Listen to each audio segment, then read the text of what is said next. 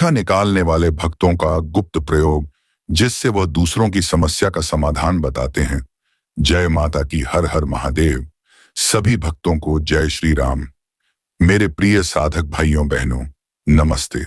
मैं पंडित नरेश नाथ और आज एक ऐसी खास सिद्धि लेकर आया हूं जो मैंने खुद अपनी साधना में आजमाई है। ये इतना जबरदस्त प्रयोग है कि 1 मिनट में किसी की भी कोई भी समस्या बता सकते हो, वो भी सिर्फ गेहूं की मदद से। हमारे बहुत सारे साधक इस प्रयोग को करते हैं। मैंने भी काफी समय तक पहले इसका इस्तेमाल किया। जब मेरे पास शक्ति पूर्ण रूप से नहीं आती थी, तब मैंने भी इसका प्रयोग किया। तुम भी इसका प्रयोग करो। और मैं तुम्हें एक बात बता रहा हूं कि अभी तक मैंने जितनी भी वीडियो बनाई, उन सब में मैंने आज तक अपनी ऐसी विशेष चीज नहीं बताई जिसके द्वारा तुम तुरंत देख सकते हो। लेकिन मैं तुम्हें बता रहा हूं, इससे तुम तुरंत दूसरे की समस्या देख सकते हो। हालांकि ये चीज सबको बताने वाली चीजें नहीं होती, गुरु परंपरा से चीजें मिलती हैं।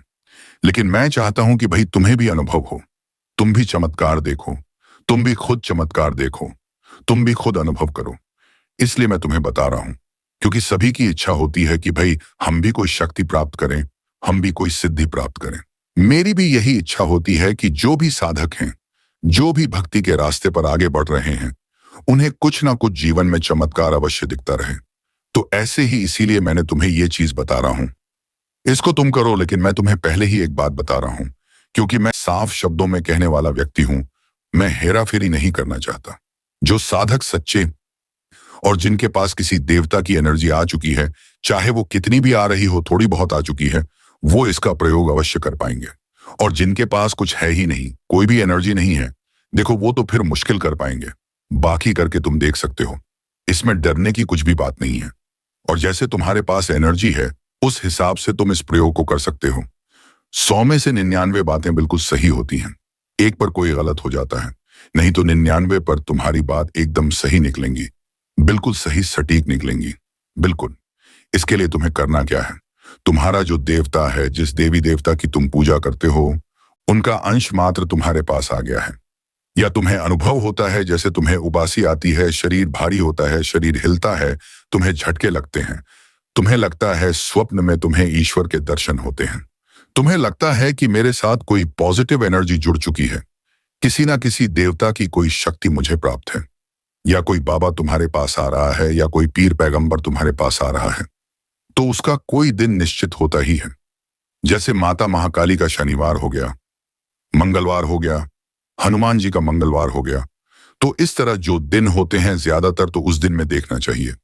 लेकिन अगर उस दिन नहीं देख सकते तो कोई बात नहीं, किसी भी दिन कर सकते हो। जिस व्यक्ति की तुम्हें समस्या देखनी है, वो तुम्हारे पास आएगा, तो वो तुम्हारे पास एक मुट्ठी गेहूं लेकर आएगा, और उससे तुम्हें यह कहना है कि भाई तुम्हें एक मुट्ठी गेहूं, सिर्फ एक मुट्ठी, ज्यादा नहीं। और वो गेहूं तुम उसको कहना है कि भाई तुम्हें ये गेहूं शाम को किसी पॉलिथीन में डालकर, किसी लिफाफे में डालकर, तुम्हें शाम के समय अपने सिरहाने के पास रखकर सोना है, सिरहाने के पास रखकर सो जाना है। और सुबह उठकर उनको तुम किसी भी टाइम लेकर मेरे पास आ सकते हो। तुम्हें क्या करना है, उसको अपने सामने बैठाना है, और सामने बैठाकर उनको किसी थाली या किसी बड़े बर्तन में, या फिर नीचे कोई कपड़ा बिछाकर उसके ऊपर इन गेहूं को तुम्हें रख लेना है। उसे कहना है कि भाई तुम जो अपनी समस्या है, उन समस्याओं को तुम याद कर लो, जो जो तुम्हारी समस्याएं हैं वो याद कर लो। इधर तुम्हें क्या करना है, तुम जिस भी देवी देवता की पूजा करते हो, उनका तुम्हें आवाहन करना है, उनसे प्रार्थना करनी है कि जिसकी भी तुम पूजा करते हो वो आई और आकर मुझे इसके बारे में बताइयो, इसको क्या समस्या है, क्या प्रॉब्लम है। तो ये तुम्हें प्रार्थना करनी है, और ये प्रार्थना करते करते तुम्हें उसके बाद एक धूप बत्ती वहीं पर लगा देनी है। और जिस भी देवी देवता की तुम पूजा करते हो, उसका कोई मंत्र तुम्हारे पास है तो ठीक है, नहीं है तो मेरे पास ऐसे भी साधक हैं जो अनपढ़ हैं, जो मंत्र झपते नहीं। किसी के पास मां भगवती की शक्ति है, तो किसी के पास कोई बाबा आते हैं, किसी के पास कोई पीर बेगम आते हैं। तो इस तरह के मेरे पास साधक हैं जो गेहूं के द्वारा इस प्रकार देखते हैं। तो वो क्या करते हैं, जिनके पास कोई मंत्र नहीं है, वो क्या करते हैं, उस देवता का नाम लेते हैं। जैसे मां भगवती का हो तो जय माता जी, जय माता जी, जय माता जी बोलते हैं। तो वो गेहूं तुम्हें उठाने हैं, और पहले उनको, मान लो तुम्हारे पास हनुमान जी की शक्ति है, तो एओएम श्री हनुमते नमः मंत्र पढ़ते हुए, या मां भगवती के हो तो भगवती का मंत्र एवं दुर्गाय नमः दाई नमः मंत्र पढ़ेंगे।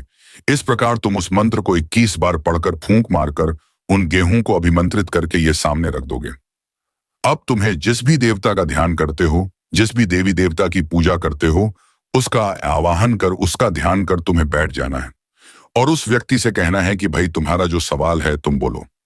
मान लिया उसने बोला कि भाई मुझे ये बताइए कि क्या मेरी नौकरी लगेगी, क्या मेरी सरकारी नौकरी लगेगी। तो अब उसे तुम्हें कहना है कि भाई ठीक है, तुमने कह दिया। उसे कहना है कि ये उंगली मत लगाई, सिर्फ एक ही उंगली। ध्यान रखना तुम्हें ये उंगली नहीं लगानी। 3 उंगलियां ले ली हैं, 3 उंगलियां और ये अंगूठा। इस प्रकार देखो जिस प्रकार हम जाप करते हैं। अब ये गोम में तुम्हें दिखाया था मैंने, इसमें हम जब जाप करते हैं ये उंगली बाहर होती है। ये हम जब जाप करते हैं तो ये उंगली इस प्रकार बाहर होती है। तुमने देखा होगा, ये उंगली नहीं लगानी। सिर्फ तुम्हें यही 3 चीजें इस्तेमाल करनी है, 3 उंगलियां, अंगूठा। इससे उससे कहना कि जितने गेहूं वो उठा सके बिना देखे। देखना नहीं, गिन के नहीं उठाने हैं। देखें लेकिन गिन के नहीं उठाने। आइडिया से नहीं उठाना कि भाई इतने उठा रहा हूं, जितने भी उठ जाएं एक बार में उठाने हैं और तुम्हारे बाएं हाथ में वो तुम्हें दे। उसने सवाल किया कि क्या मेरी सरकारी नौकरी लगेगी, तो तुम्हें वो गेहूं देखने हैं कि वो कितनी संख्या के हैं। मान लो वो संख्या के हैं 2 4 6 8 10 12 14 16 18 20 22 24, यानी जो योद्धा की संख्या में है, यानी कि 2 4 6 8 यानी जो योद्धा की संख्या है। तो तुम समझ लो कि उसकी जो उसने सवाल किया वो हाँ है, यानी कि नौकरी लगेगी। और यदि वो संख्या विषम में है, जैसे कि 1 3 5 7 9 11 13 15 17 19 21 23 25 27 29 31, इस प्रकार यदि विषम में है वो संख्या तो वो नहीं लगेगी। विषम की संख्या का नहीं हो तो वो नहीं होता है, और जोध की संख्या जो जोध की संख्या है उसका हाँ होता है। बस इसी तरह वो सवाल करता जाएगा और तुम उनको जो जो गेहूं उसने दिए हैं उनको दोबारा फिर वापस उसी में रख देना।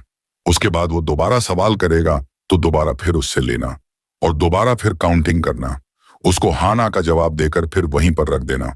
तो इस प्रकार तुम चाहे सुबह से शाम तक जितने सवालों का जवाब दे सकते हो दे दो, लेकिन ये एक बैठक में ही करना है। ऐसा नहीं कि तुम एक बार सवाल देते देते बीच में उठकर चले जाओगे तो वो दोबारा गड़बड़ हो जाएगा। तुम एक बार में बैठे बैठे वहीं पर बैठे बैठे एक व्यक्ति का करो तो दूसरे व्यक्ति के लिए तुम्हें दोबारा आह्वान करना पड़ेगा कि मां जो भी शक्ति तुम्हारे पास है, जो भी देवता हैं, गया तुम्हारे ऊपर अनुकंपा करें। दोबारा आह्वान करना पड़ेगा कि ये मेरे सामने अमुक व्यक्ति बैठा है, इसके बारे में जरूर दिखाने की कृपा करें। तब वो चीज चालू होगी। तो हर व्यक्ति के लिए तुम्हें दोबारा आह्वान करना होगा और एक व्यक्ति का देखने के बाद तुम उठ सकते हो। उठकर इधर उधर कोई भी कार्य कर सकते हो, फिर दोबारा बैठ सकते हो। मांस मदिरा का भक्षण कर तुम्हें नहीं बैठना है, साफ सुथरा पवित्र होकर बैठना है। तुम्हें जो भी सवाल तुम करोगे तुम्हें समाधान, उसका उत्तर तुम्हें अवश्य मिलेगा। ये प्रैक्टिकल किया हुआ प्रयोग है, मैं ऐसे ही नहीं बता रहा तुम्हें। बहुत अच्छा प्रयोग है, अपनी नोट है। तो तुम सुबह से शाम तक चाहे जितने सवालों का जवाब ले सकते हो। अंत में तुम्हें करना क्या है, चाहे तुम 10 बंधुओं का सवाल का जवाब ले लो। तुमने जो व्यक्ति आए हुए थे उन सबके नाम से चाहे 1-1 रुपए का भोग लगाओ उस देवी शक्ति को या उस देवता को तुम्हें लगाना है।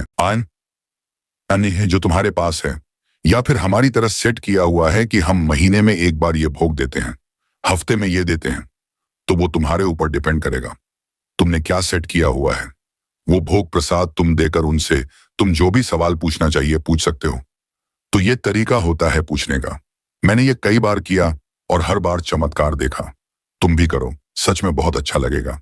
तुमने कभी ऐसा कुछ ट्राई किया है? कमेंट में बताना, मुझे इंतजार रहेगा। सभी भक्तों को जय श्री राम।